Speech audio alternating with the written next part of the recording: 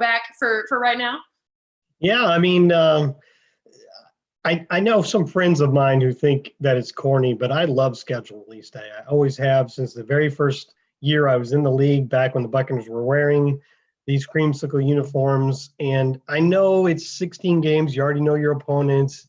You know where it's 8 home, 8 away. I get that criticism, but all that information being dropped on you all at once and finding out, oh, we're going there then, and we're going there then, and we have these primetime games. I don't know. I find it a very exciting night, so I decided to bust out. I like it. I completely agree. I think schedule release is so fun, and I love seeing how teams do it. And shameless plug, I have to say I really did enjoy ours. I got to be a part of the schedule release video for the first time. If people haven't seen it, we did a game show with Bradley Kean, OJ Howard, and Devin White, where each of them represented either special teams, offense, and defense. And we made it a game show. I've always wanted to host a game show. Okay, so let's dive into the schedule here. Of course, the question a lot of people have been asking was about the idea of how many primetime games might they have. Everyone wondered the Tom Brady effect. Was it going to affect the idea of those primetime games? And I think it's safe to say that yes.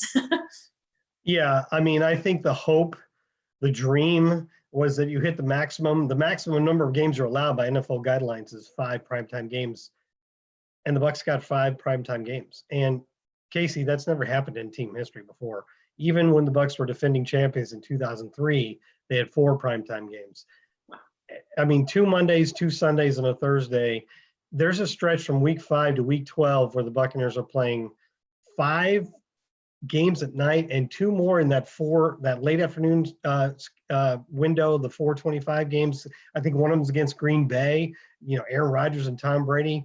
That middle stretch of the Buccaneers schedule is probably the most remarkable stretch in team history. I mean, it's incredible. And to get 5 primetime games, the absolute maximum, it just shows you that there's a lot of excitement about Tom Brady being here, not just here in Tampa, where the excitement is huge, but across the NFL landscape.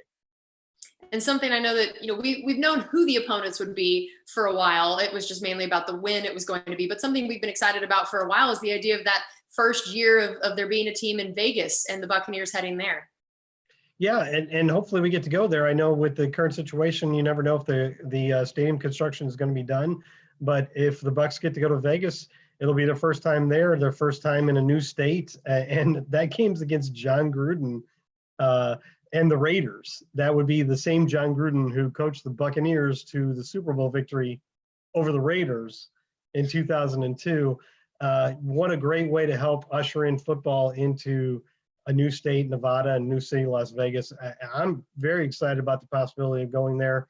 Hopefully that happens. Of course, if it ends up somewhere else, it could still be exciting as well.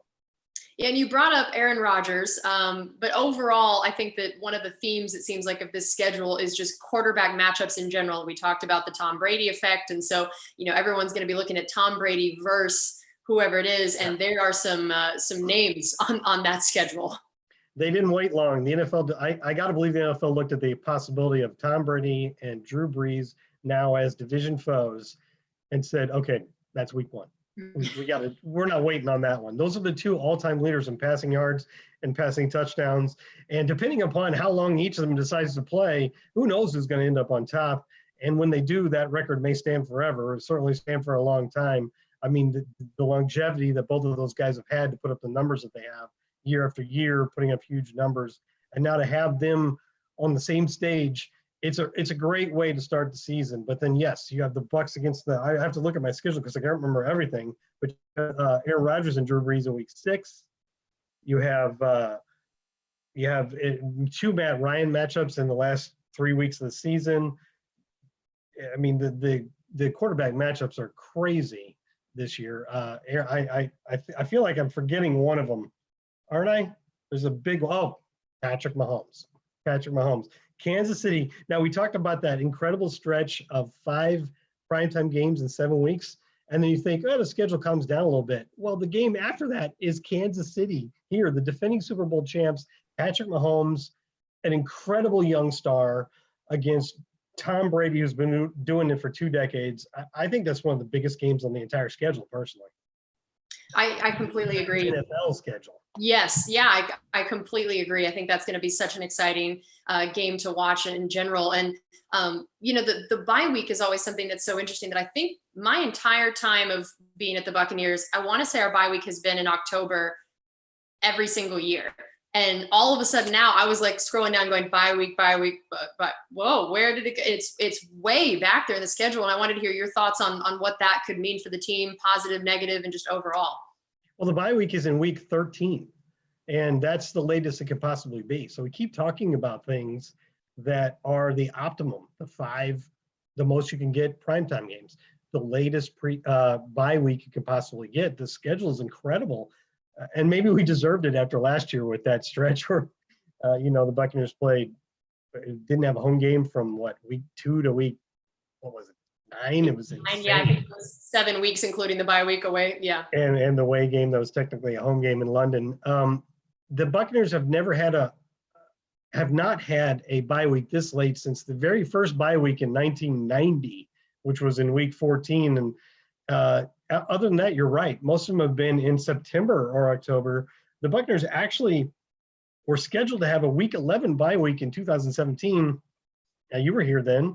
Mm-hmm. And Hurricane Irma came along and changed those plans. And so we ended up having a week 1 bye, assuming we don't have another hurricane come through. This is the latest bye week the Buccaneers will ever have. And listen, you can't know for sure what would be the optimum time to have a bye week. If you could go to the end of the season and look back, you could schedule it for a certain time and say our star running back is going to miss 2 weeks, so we'd sure love to have the bye right then. But generally speaking, later is better because your players, whether there's going to be injuries at any part of the season, but there's general wear and tear. And to get a week off right before that last stretch run, presuming the Buccaneers are in a playoff run, that's an advantage. And I'm excited about the bye week being that late. It was one of the first things that jumped out on the schedule on me. Yeah, and I think just in general, the idea that with injuries, there's such a higher likelihood that at that point you have guys that need a bye week badly as compared to, a bye week is always welcome, but that late, the odds are that you'll have more guys banged up that need that time. And I think that's just such a great sign. And you brought up a little bit about the idea of maybe the NFL felt a little bit bad for us for last year, that was actually something I wanted to ask you about, how we definitely don't have these long road stretches like last year. That was something that struck me. It was like away home. It's so balanced. It's crazy. And I just want to hear your thoughts on how that might affect the team, especially as compared to what we had to go through last year. Yeah, you might catch me peeking over at my schedule here just to be sure. You're right. There are no more than any 2 straight road or home games on the entire schedule. And that's good, I think. But, a sub part of that is there's a stretch there where the Buccaneers are playing 4 road games in 6 weeks about the middle of the season. That coincides with a lot of those primetime games because a lot of them, or several of them, are on the road, as we noted.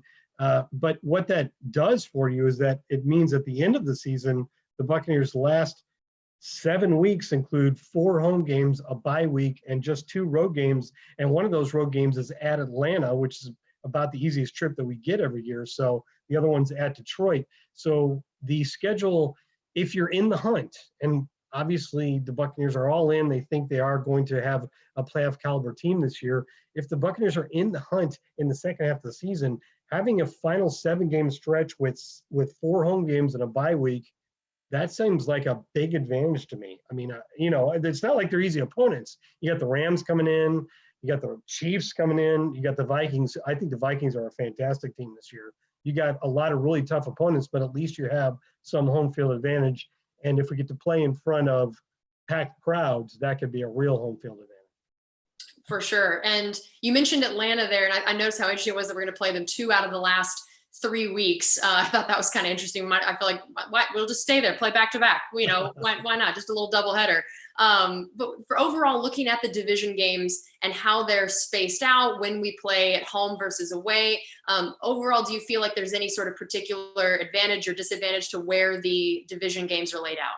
No, it's kind of spread out. I don't think there's a particular advantage. The only way this would be an advantage if Atlanta has a down year, and we don't know that for sure. That's a talented team with Matt Ryan and Julio Jones. you know, if they can get their defense together, they could be a pretty good team.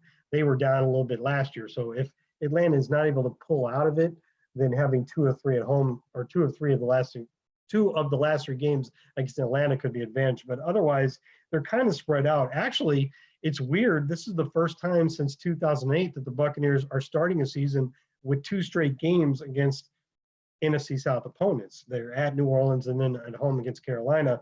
And then you have a little bit of a delay, and then the other games are more in the middle of the season. So I guess you're going to find out. It's going to be interesting to watch it, because you're going to get your New Orleans and Carolina games out by week, looks to me, 10. You'll have all those games done. And if you've done well in those games, and if for some fortunate reason Atlanta's having a down year, then the Bucs could be in pretty good shape. That's a very good point. And then our last point here is probably my favorite part of the schedule is I saw no cold weather games on there. I know that for you, you're not nearly as excited as I am. That's always the first thing when I hear we're playing teams like, you know, Chicago or Denver or whatever. That's one of the first things I think is, oh God, please don't let it be in December. So do you feel like overall that is something that a team that is not used to playing in cold weather, that this could be a potential advantage, or are you not someone that gives that a lot of credence? Yeah, I mean, you know, you're talking about a team from Tampa, but the players are from all over the place. Like you said, I sort of enjoy when we have the occasional cold weather game. You get off the plane. Well, at least we play at Detroit, so that's in a dome. But at least we get to get off the plane and breathe the bracing fresh air. I kind of like that, but I understand I'm not a player and I don't have to deal with the elements. So I think it's probably a good thing for the Buccaneers. There's no cold weather games to worry about at all. You got Carolina in week 10. That looks like it's about mid-November or early November.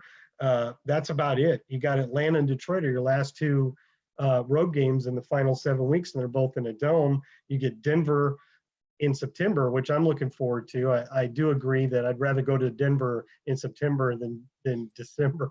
I think it should be very nice there at the time. So the Buccaneers have a number of road games that are in either early in the season or in domes. And you got the Las Vegas game, which, you know, if you're familiar with the desert, it can get cold at night. But that game is only what, week 7, it looks like. So yeah, there's no cold weather games to worry about. If that's a concern for the Buccaneers, I tend to think it's not that big of a deal, but if it is, that's another advantage. Another point about the schedule being, last year we looked at the schedule and we saw that big gaping hole in the middle where the Bucs weren't at home. You're like, that's a big problem. And you look at this schedule and you don't see any real problems. And you see a lot of great. Yeah, that's exactly what you want to see. All right. Well, that's going to do it for us on this schedule release edition of Buccaneers Insider Live, presented by Miller Lite. Again, you can head on over to NFL Network now for their show covering the entire schedule for the entire league. That's going to start in about 1 or 2 minutes. We are right up against that. So we're going to let you go, turn on the NFL Network, and enjoy poring over that Buccaneers schedule and looking forward to it. We'll see you next time.